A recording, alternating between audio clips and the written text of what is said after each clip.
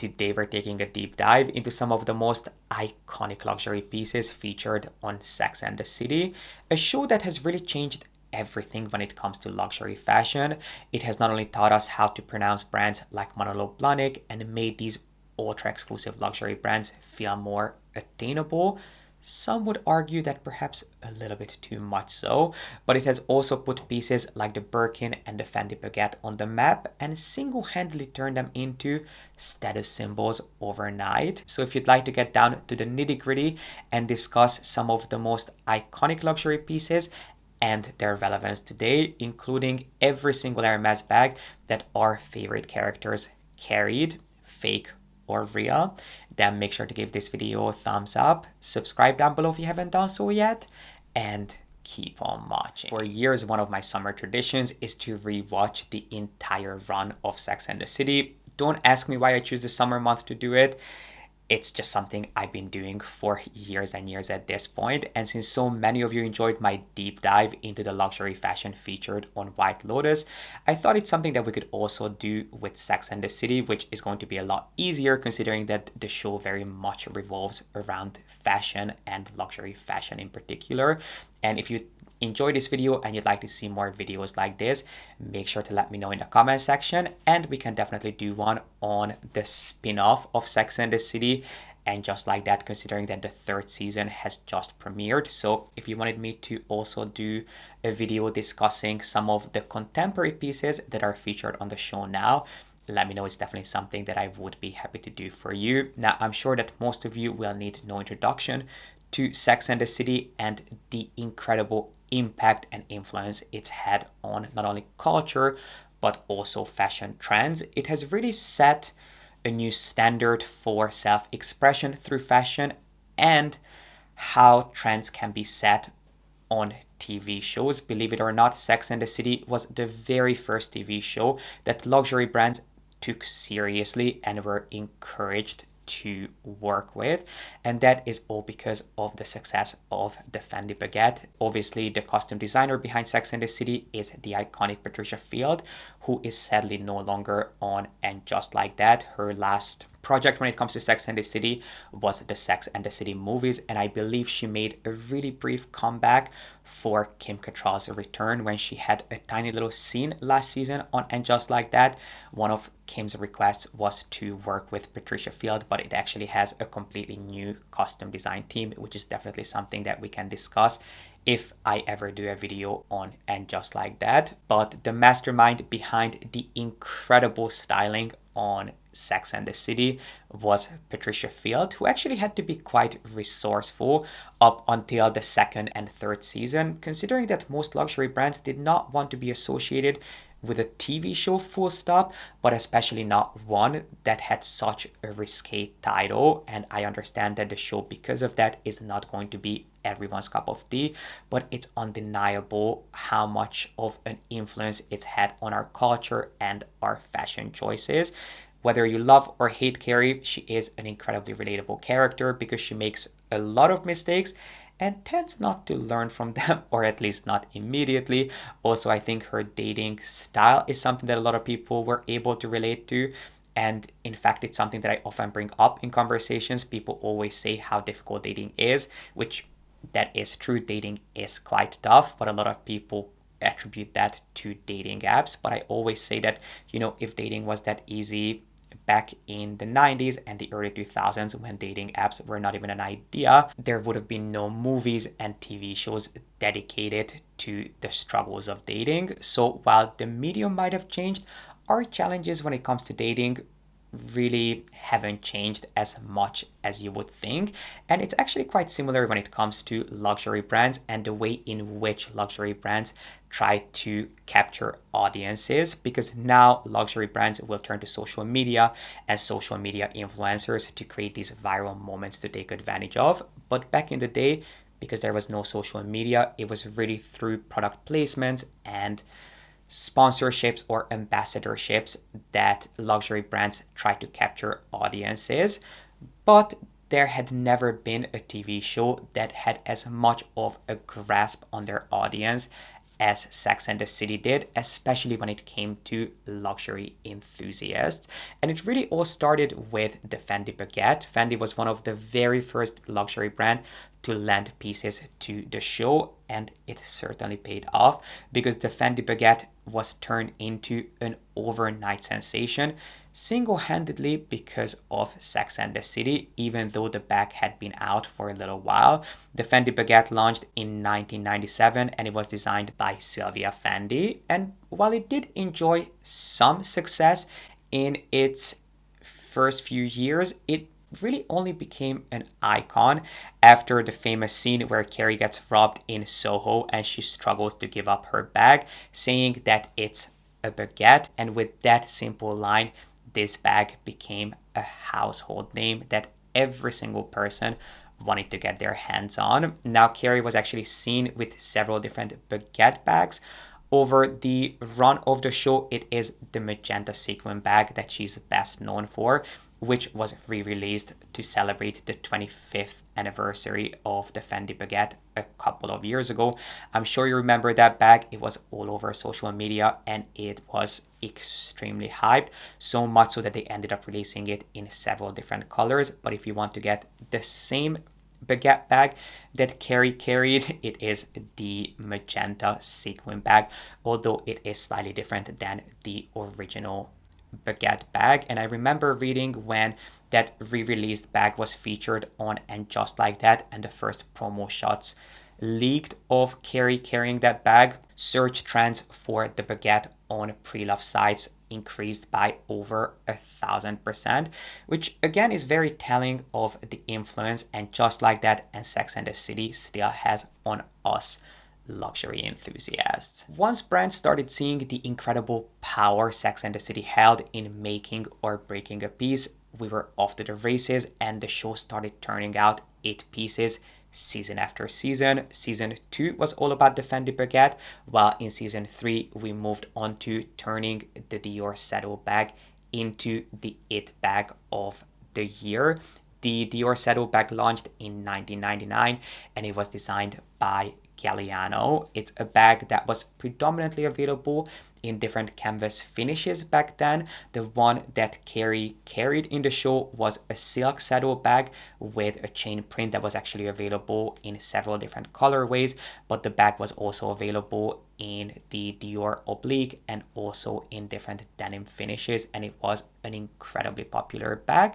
But it was quite short-lived. It was discontinued a couple of years later, and it wasn't until 2018 that it was unexpectedly re-released. But during its initial launch, it was popular, but it wasn't anything to write home about, at least not until it was featured on the show, because after the Dior Saddle bag was seen on Carrie, Dior saw an over 60% increase in their luxury bag and accessory sales, which is really just mind-blowing. But the Dior Saddle bag is not the only piece from the house that was manifested into being a holy grail piece by Sex and the City. We cannot forget about the iconic newspaper dress, which again was designed in 2000. It came out at a time when Galliano was really pushing the boundaries at Dior with his extremely controversial runway shows that for the first time allowed street style to collide with abundant traditional French luxury. For fall winter, he created the Fly Girl collection, where he dressed the models in distressed newspaper-inspired garments, and it is the collection that gave us the iconic slip dress that once Carrie wore, it quickly became an icon. And even though it's been imitated by countless brands, the original Dior piece is still the holy grail, fetching tens of thousands of dollars at auctions, if you can believe it. Love her or hate her, one thing is undeniable: Carrie's extraordinary talent for tirelessly strolling the streets of New York in what seemed to be some of the most uncomfortable high heels. Carrie loves her shoes, and while she was seen wearing plenty of Jimmy Choos and Louboutins over the seasons, she is single-handedly responsible for teaching us how to properly pronounce Manolo Blahnik. You may remember her iconic scene stumbling upon the Mary Janes that she believed was just an urban legend. Then you may remember her getting robbed in Soho, and it wasn't only her baguette that was taken, but also her Manolos, which she had the hardest time parting ways with. But no shoe in history became an overnight sensation, quite like the bejeweled blue silk Manolo Blahnik pumps that Big used to propose to Carrie, which was so unexpected. I mean, I understand that it kind of plays into the idea of something blue, but it was so unexpected to choose such a bold, vibrant pair of shoes as a wedding accessory that I think it truly made Manolo Blahnik into an iconic piece that brides worldwide were dreaming of getting. I think it was as much of an icon, or it became as much of an icon as a Tiffany engagement ring, and that is purely because of Sex and the City and Patricia Field's vision.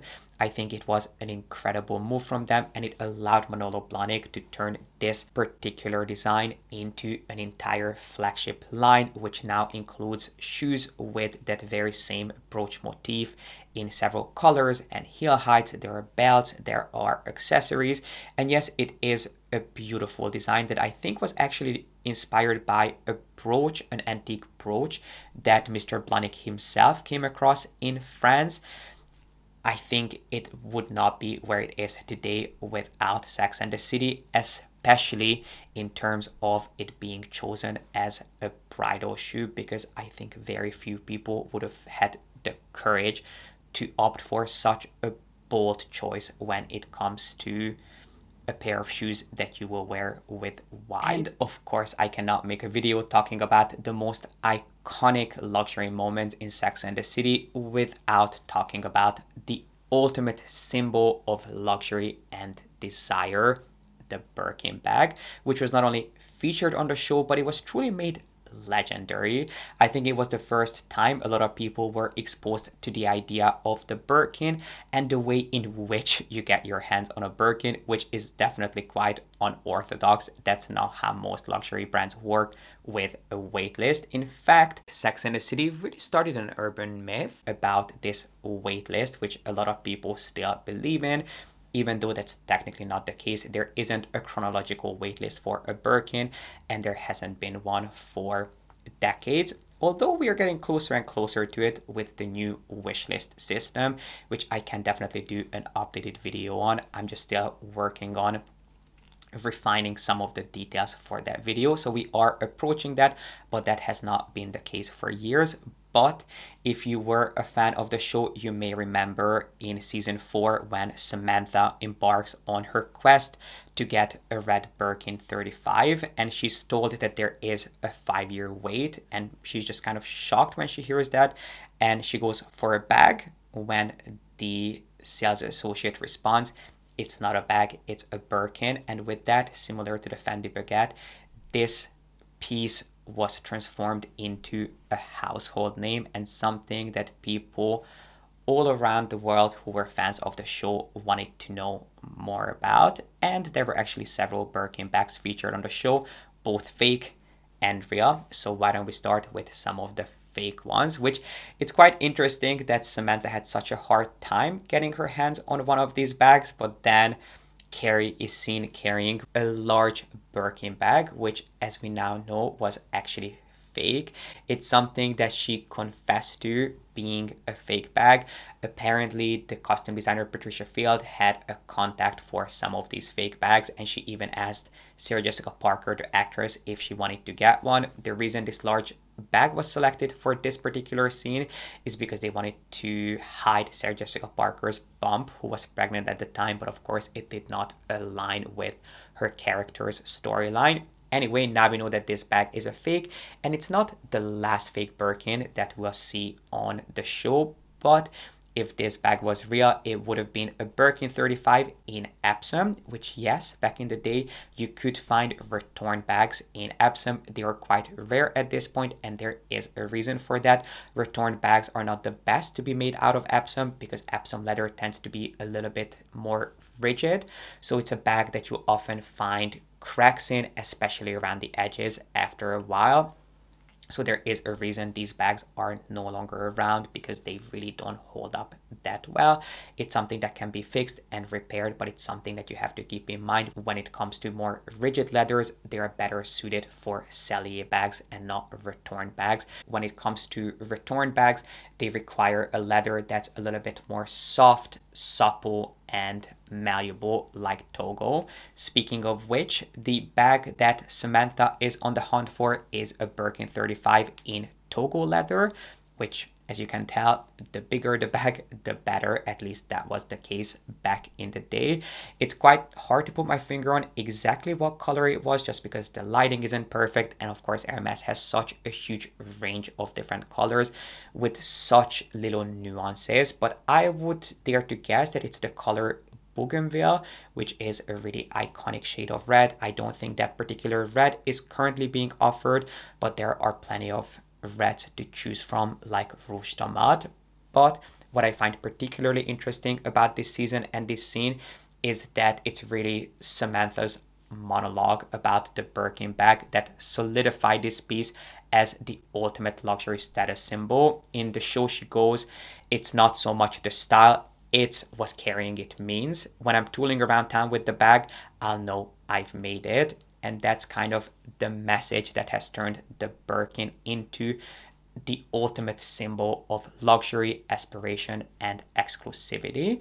Even though there were plenty of fake Birkins seen on the show, which we can talk about the next one. Samantha then carries another Birkin 35 in ostrich. Let's call it a Birkin, because she carries a Birkin during the second movie at the market in Abu Dhabi, which she ends up getting torn, and I assume that's why they chose to use a fake bag for filming this scene. They could not afford to break a real Hermes Birkin. But if you look at this scene, you can definitely tell that the bag is inauthentic. It's not only obvious if you look at that artificial sheen the bag has, but you can also tell by the length of the handles. You can tell that the handles are a little bit too long for a real Birkin bag.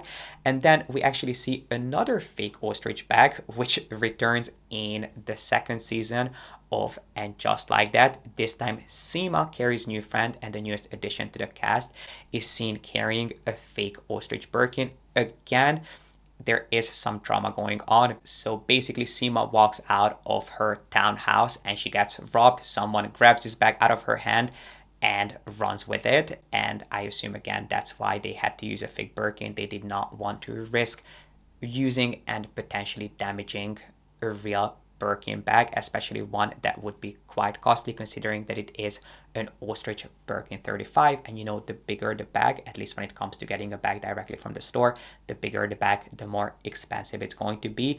But at the end, when Seema recovers her bag, towards the end, they show the bag again.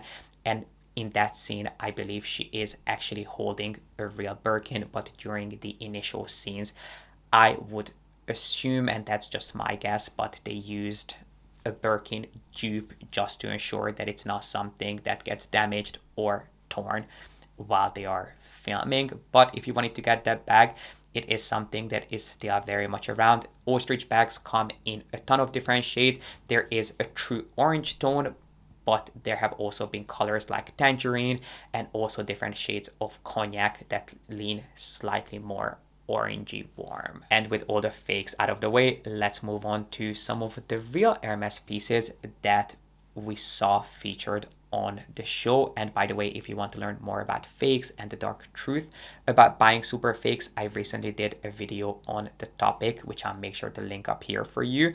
Sadly, the show did not even use super fakes, because had they done that, we probably would have had a harder time identifying these pieces as super fakes, considering that some of these super fakes are so well made that even us luxury enthusiasts would have a hard time spotting them, especially spotting them in a movie or on a show, not in person. Anyway, I digress. Let's move on to some of the real pieces. Going back to season 4, while it's not a bag, it's something I wanted to give a quick shout out to. Carrie is seen wearing a Cadena Pegasus pendant, which is something that Hermes offered for quite a few years. When you hear the term Cadena, it usually refers to some of the little locks that Hermes does. The most popular is, of course, the one that you'll find on a Birkin, a Kelly, or even a Picotin. It is the lock that has the etching of an age, but Hermes did some limited edition sort of artsy padlocks in the shape of elephants and little Pegasus horses, which is the one that this particular pendant is inspired by. I'm pretty sure it's something you can find on the pre-loved market. And actually there are quite a few people out there who collect these special little locks, and they will use them to accessorize their Birkin or Kelly bag. And speaking of pieces inspired by the Cadena and Hermes's lock, there is one that very closely resembles that iconic accessory, which is the Cadena bag. It's a piece that Charlotte was seen carrying in season 5, and it is a true collector's dream come true.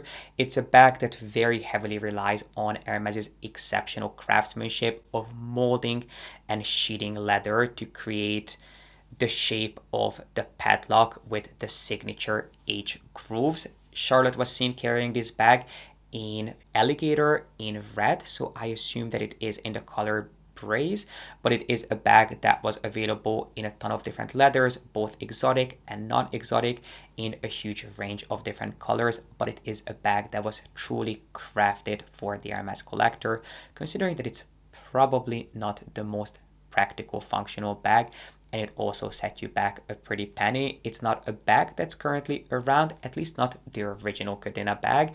It was recently reinterpreted and was turned into a more casual flat clutch bag, which does feel a lot more casual and a lot more laid back, and is also quite a bit more conservatively priced. There is quite the Hermes journey that we embark on from season 4 to season 5 and 6, because we go from Carrie carrying a fake and Samantha struggling to get her hands on a plain old Birkin, to then Charlotte being seen with one of the most exclusive, most bold collector's pieces, and then Carrie in season 6 carrying some of the most exclusive, most sought after Birkin bags. So in season 6, episode 15, we see Carrie with a Kelly 35 in the at this point discontinued Dalmatian finish, crafted from buffalo leather. If you've never heard of this leather, that's purely because it's no longer in production, but this color and these bags were crafted from buffalo leather, which were known for having extremely large oversized grains, which were dyed twice. So they took these sheets of leather, dyed them twice, and allowed some of the paint to collect in the grains and in the veins, while the other color to collect on the grains themselves, which gave these bags this spotty Dalmatian-like finish. There were a handful of different colors that these bags were dyed in, but the most popular are of course the black and white finishes, some of which actually had a very slight metallic sheen to them. They use this leather for not only Birkins and Kellys, but I've also seen Picotins in this finish, and even Evelyn's, and the one that carries here is a Kelly 35, which truly is an eye-catching statement piece. And if there is a colorway or a leather that I would love to see Hermes bring back, it would be this one, because I think it adds such a unique facet and texture to anyone's collection, and I would love to see what they could do with this finish in 2025. In the world we live in, I would love to see some more contemporary designs and more contemporary takes on this particular texture and finish. And then the next episode, we see Carrie with one of my favorite Birkin bags on the show, which is a Birkin 30 in matte Nilo Croc in the color Bordeaux, which is truly one of the most delicious Hermes colors out there when it comes to exotic leathers. And our exotic journey doesn't actually stop here, because in the first movie, then we see Carrie with a Manolo Blahnik bag, shopping bag, and a Birkin 25 in lizard. Now, this was quite a hard one to pinpoint because lizard colors don't really translate that well, but to me, and do keep in mind that I am slightly colorblind, but I think that this color is probably, I would guess that it is either Gris Ficelle or Vert Anis. I am leaning towards Vert Anis because this bag leans a little bit more green. Now, what's interesting about lizard bags is that, contrary to popular belief, there isn't just one type of lizard. As you know, Hermes uses several different types of alligator and croc, and the same goes for lizard. There isn't just one type of lizard. The one that's best known is, of course, Salvatore lizard, which is what ombre bags are made of. So if you see a natural ombre bag, that's going to be made of Salvatore lizard, but there is also a Nilo lizard that Hermes uses, which is what tends to be the case for bags that are made of a single color. Now, I'm not going to try to guess the type of lizard that this bag is made of, but I would assume that it is in the color Vert Anis, in which case it would be made of Nilo lizard. Regardless, it is a beautiful bag. Just one thing for you to keep in mind when it comes to lizard bags is that they are some of the most delicate, exotic skins out there. But this is everything I had to share with you in today's video. I really hope you enjoyed this journey through some of the most iconic luxury pieces featured on Sex and the City, including all the fake and real Birkin bags. Let me know in the comment section what you think about this show. Do you have a favorite piece or favorite outfit? And if there are any other shows that you'd like me to do a similar deep dive on, I would love to hear from you. And while you're down there, make sure to give this video a thumbs up and subscribe if you haven't done so yet. I really appreciate you being here and watching, and I'll make sure to include my video of the White Lotus on the end screen here, just in case you enjoyed this video.